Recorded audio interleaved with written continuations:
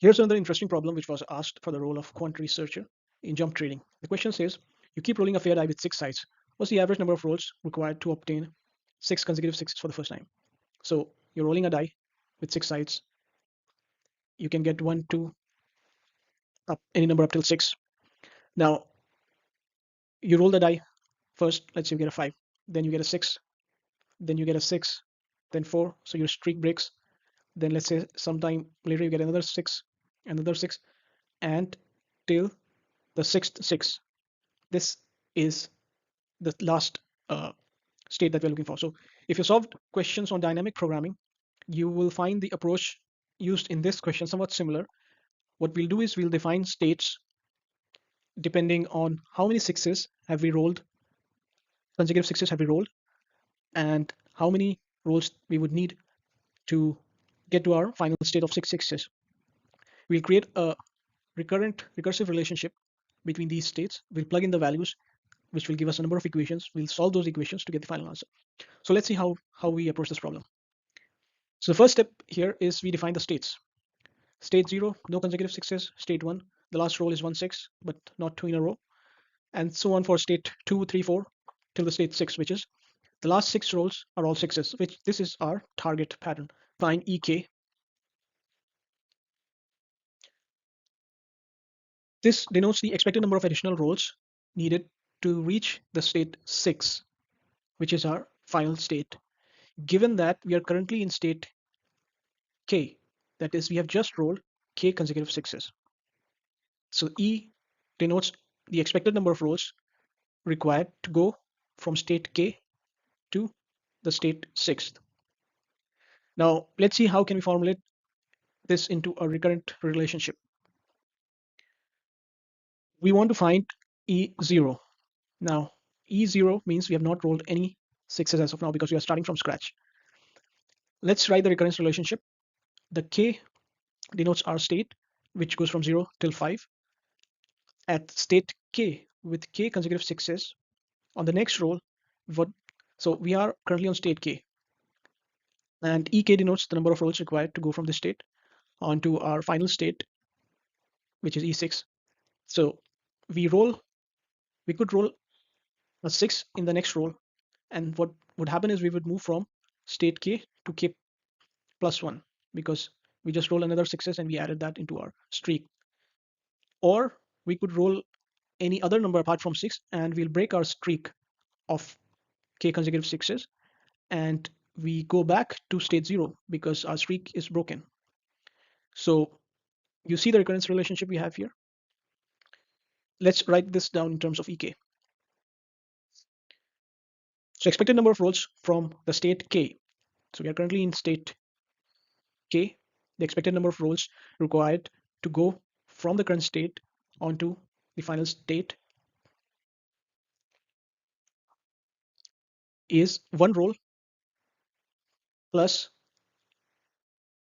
with probability of 1 by 6, we'll throw a 6 and move into the state K plus 1. Or with a probability of 5 by 6, we'll roll something else other than 6 and we'll return back to our initial state of E0 because we have just broken our streak. The base case is E6 is 0, which means when we have rolled 6 consecutive sixes, we don't need any other roll. So we don't need any other roll to get to our final state because this is what our final state was. So this becomes our base case. Now we have a recurrence relationship in K and we know a base case. So what we'll do is we'll start plugging in the value of K from 0 till 5. This would give us 6 equations and then we'll solve those equations together using our base cases to find the value of E0, which is our answer. So let's see how we can solve this. Now, solving these equations is mostly just simple arithmetic.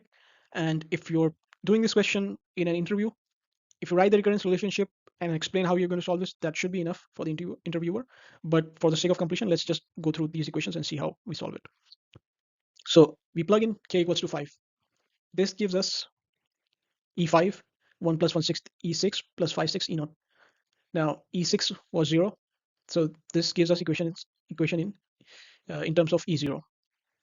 Then we plug in k equals to 4. This gives us another equation in terms of E5 and E4. Now, if you'll see E5, we already have in terms of E0, and this part is in terms of E0. So once we complete plugging in the k, what we'll do is we'll plug this back here to get E4 in terms of E0. Then we'll plug E4 into this to get E3 in terms of E0. And eventually we'll have all equations in terms of E0, which we'll solve to get the final answer. So let's see how do we proceed. So we plug in K2, K1, and K0 to get these equations. Now you'll see the last term is in terms of E0, just the terms in the middle. These could again be recursively replaced to get in terms of E0 as we'll see. So we'll express each K in terms of E0. So E5, E4, E3. So we have replaced the values and we get these equations in terms of E0. So finally, we have E0 in terms of E1 after replacing the recursive relationships in terms of E0. Then we'll substitute E1 in terms of E0. So if you had solved all those equations, which I skipped in the previous slide, for the sake of simplicity, you will get E1 in terms of E0, and you also have E0 in terms of E1. So solving this together, we get this expression, E0 equals 7776 times 6 plus 1555 by 1296. So this expression evaluates to this one as shown here, 9331 by 1296, and then we'll multiply this by 1276 to get the final answer. So E0 becomes 7776 times this. This gives us 55,986. So the number of rolls required to get 6 consecutive sixes is 55986. So this is the final answer to the question. Thank you for watching, and you can visit datalooper.com to practice more questions.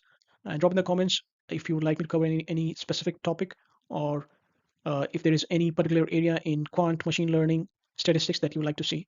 And I'll see you in the next video. Thank you.